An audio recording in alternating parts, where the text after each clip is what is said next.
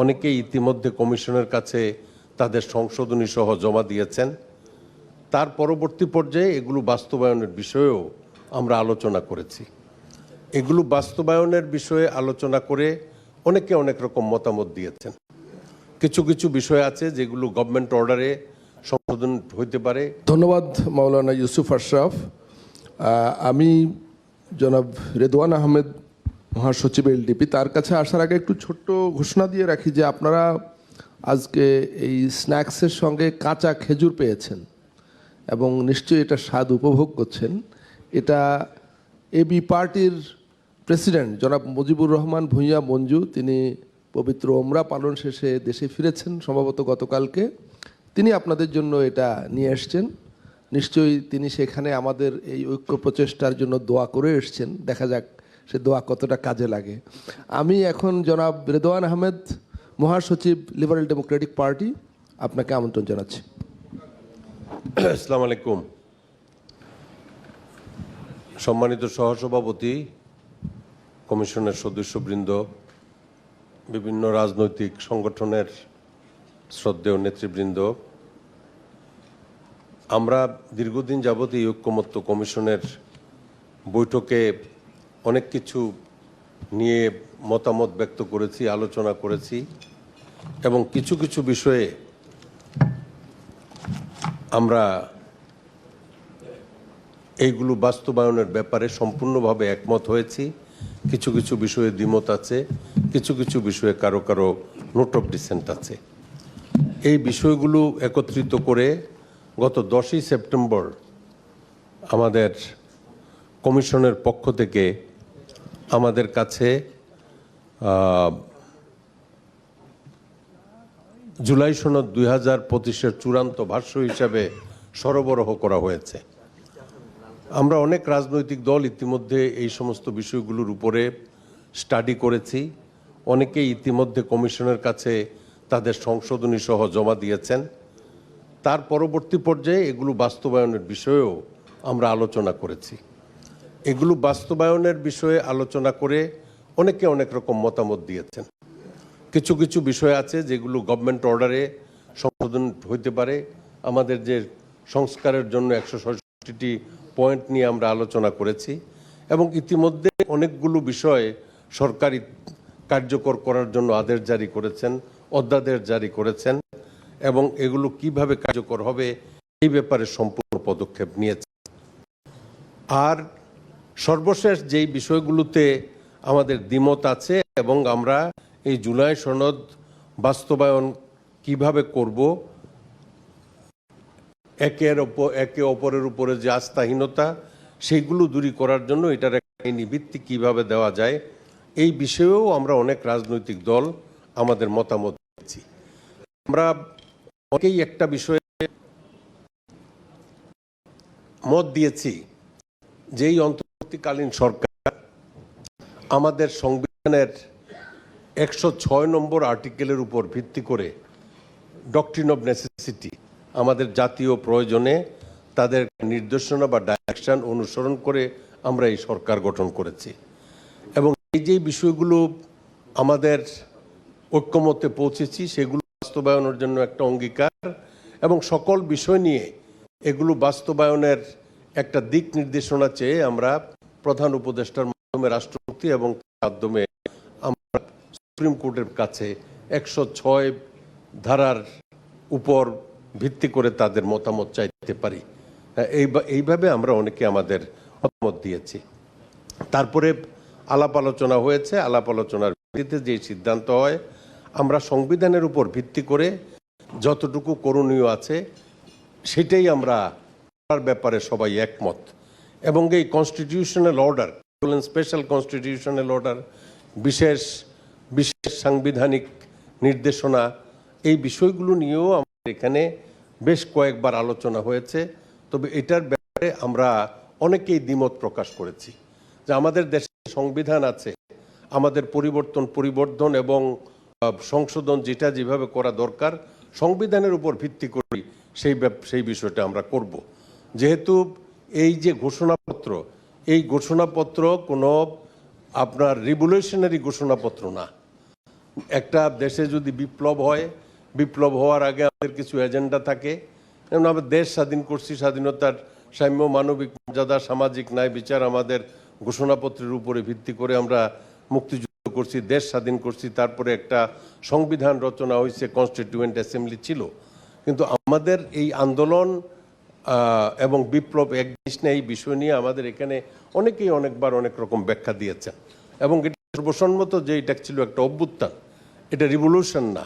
সুতরাং রিভলিউশন হইলে ওই সময় আপনার রিভলিউশন হিসেবে এটাকে গণ্য করে যদি এই আপনার এই কি বলে ইসের সামনে দাঁড়িয়ে, ঢাকা বিশ্ববিদ্যালয়ের সামনে দাঁড়িয়ে বা অন্য কোনো জায়গায় দাঁড়িয়ে যদি আমরা ঘোষণা দিতাম যে এটা একটা বিপ্লব, আমরা এই বিপ্লবী প্রোক্লামেশনগুলো এখান থেকে ঘোষণা করলাম, এইভাবে সরকার চলবে। যেহেতু এটা করা হয় নাই এবং সম্পূর্ণভাবে সংবিধানের উপর ভিত্তি করে একটি সরকার গঠিত হয়েছে এবং সাংবিধানিকভাবেই আমাদের প্রত্যেকটা পদক্ষেপ চলবে, এই ব্যাপারে আমি বিশেষ করে আমার দলের পক্ষ থেকে এখনো একমত। আর এই আজকে আপনারা যে বিষয়টি উপস্থাপন করেছেন যে advice of the panel of legal experts, এবং হাসনাত কাইয়ুম সাহেব আলোকপাত করতে চেষ্টা করেছেন, the interim government may enact a constitutional order under the authority of Article 22 of the July Declaration incorporating to the core reforms envisaged by the July Charter 2025. The court order will be immediately effective. এখানে আপনার যে ঘোষণা, আপনার জুলাই ঘোষণাপত্র, এটা সংবিধানের কোনো অংশ নয়। এটা সংবিধানের কোনো অংশ নয় যার উপর ভিত্তি করে আপনার একটা প্রোক্লেমেশন জারি হবে বা কনস্টিটিউশনাল অর্ডার জারি হবে। হ্যাঁ, এইটা ঘোষণাপত্র, এটার সাথে সবাই আমরা একমত এবং আমরা সবাই আলোচনার ভিত্তিতে সংস্কারে যে বিষয়গুলো ঐক্যমত হব, আমরা সবাই আমাদের অঙ্গীকারনামা আপনাদের কাছে ড্রাফট করে দিয়েছেন, আমরাও দিয়েছি যে আমরা এইভাবে সকলেই একটা অঙ্গীকারনামায় স্বাক্ষর করব। আমরা চূড়ান্ত পর্যায়ে প্রায় এসে গেছি এবং সর্বশেষ এটার আইনি ভিত্তির জন্য আর্টিকেল 106-এর আওতায় সুপ্রিম অ্যাপিলেট ডিভিশনে যাব, সেই ব্যাপারেও আমরা অনেক অভিমত দিয়েছি। এখন আপনাদের মেয়াদ বৃদ্ধির পরপর আজকে যে নতুন বিষয়টি আমাদের সামনে উপস্থাপন করলেন, এটার কোনো সাংবিধানিক ভিত্তি নাই এবং এটার এই 22 নম্বর অনুচ্ছেদের উপরে একটা কনস্টিটিউশনাল অর্ডার জারি করা হবে, এই ব্যাপারে আমার দলের পক্ষ থেকে দ্বিমত আছে। এই জাতীয় কোনো বিষয় আপনার ইমিডিয়েট এফেক্টের জন্য আপনার কনস্টিটিউশন অর্ডার জারি করার আমি বিপক্ষে। তারপরে অন্যান্য বিষয়গুলো আপনারা যেটা এখানে উপস্থাপন করেছে লিগ্যাল ওপিনিয়ন নিয়ে, এগুলোর সাথেও আমার দ্বিমত আছে। মানে কনস্টিটিউশনাল অর্ডার বা কনস্টিটিউশনাল স্পেশাল অর্ডার বলেন আর কনস্টিটিউশনাল অর্ডার বলেন, যাই বলেন, এটার মাধ্যমে আপনার এই অর্ডিন্যান্স জারি করে এটাকে ইমিডিয়েট দিতে হবে, এই ব্যাপারে আমার দ্বিমত আছে। যদি কিছু করতে হয় আর্টিকেল 106-এর আওতায় আমরা আমাদের যেই বিষয়গুলোতে ঐক্যমত এবং জুলাই সনদ কিভাবে বাস্তবায়ন হবে, বাস্তবায়নের জন্য একটা আইনি নির্দেশনা আমরা অ্যাপিলেট ডিভিশন থেকে নিতে পারি। এইভাবে কোনো এনাক্টমেন্ট জারি করে বা আনকনস্টিটিউশনাল কোনো কিছু করে এটার ব্যাপারে একমত প্রকাশ করতে পারি না। আপনাদেরকে ধন্যবাদ। আসসালামু আলাইকুম। রেদওয়ান ভাই, আপনি যদি অ্যালাউ করেন, আমি আজকে একটু ইন্টারজেক্ট বেশি করছি, কারণ হচ্ছে আমাদের ক্লারিফিকেশনগুলো থাকা দরকার। বারবার বক্তব্যের পরপরই ক্লারিফিকেশন হলে সেগুলির সাথে সাথে রেকর্ড করা সম্ভব হয়। আপনার পরামর্শ হচ্ছে 106 অনুচ্ছেদে সুপ্রিম কোর্টের কাছে যাওয়া। আমরা আসলে কি জানতে চাইব? মানে আমরা যে সরকারকে বলবো, কমিশন তো জানতে চাইবে না, তার ওই অথরিটি নাই। কমিশন সরকারকে বলবে আপনারা এটা জানতে চাইতে পারেন। সেক্ষেত্রে কি আপনার কোনো স্পেসিফিক পার্টিকুলার সাজেশন আছে যে এই প্রশ্নটা করা, মানে এই বিষয়ে ওপিনিয়নটা চাওয়া? যেমন এখানে একটা অন্য কয়েকটি দল দেওয়ার পরে 6 নম্বর, যেটা 6 নম্বর, সেটা আমরা লিখেছিলাম, সেটা সাইফুল ভাই তো সেটার একটা ডাউন সাইড বলেন বা যেভাবে বলেন তার সঙ্গে একটু ভিন্ন মত পোষণ করেছেন। তো সেই ক্ষেত্রে আপনার কি কোনো, আপনার বা আপনার দলের পক্ষ থেকে কোনো সুনির্দিষ্ট পরামর্শ আছে যে এই প্রশ্নটা জানতে চাইতে পারে সরকার? না, এখন আমরা ঐক্যমত্য কমিশন যে বিষয়গুলোর উপরে আলোকপাত করেছি, হ্যাঁ, আমরা অনেকেই অনেক রকমের মতামত দিয়েছি। এখন অনেকেই এইটা বাস্তবায়নের জন্য একটা আইনি ভিত্তির জন্য সুপারিশ করেছেন। তো যেই বিষয়গুলোর জন্য আইনি ভিত্তি আমাদের দরকার, সেই বিষয়গুলো নিয়ে আমরা সরকারের কাছে মতামত দেব যে এই বিষয়গুলো আমরা অন প্রিন্সিপাল এগ্রি করছি, কারণ নোট অফ ডিসেন্ট আছে, তারা সংসদে গেলে সেই ব্যাপারটা আলাপ আলোচনা করবে এবং পরবর্তী সংসদ নির্বাচন করে এগুলো সংসদে গিয়ে বাস্তবায়ন হবে। এই যে সংসদে গিয়ে বাস্তবায়ন হবে, এই বিষয়টার উপরে অনেকের বিশ্বাস নাই, কারণ ইতিপূর্বে 1990 আন্দোলনে তিনটা রাজনৈতিক সংগঠনের একটা ঐক্যমত ছিল, এগুলো আপনার সরকারে এসে যখন যারা সরকারে আসছে তারা বাস্তবায়ন করে নাই। এখন এই ঐক্যমত্য কমিশনের বিভিন্ন বিষয়ে যেগুলোর ব্যাপারে আমরা ঐক্যমত্য পোষণ করেছি বা সর্বসম্মত সিদ্ধান্ত হয়েছে বা যেগুলোতে যার দ্বিমত আছে, এই বিষয়গুলো বাস্তবায়নের ক্ষেত্রেও অনেকের অবিশ্বাস আছে।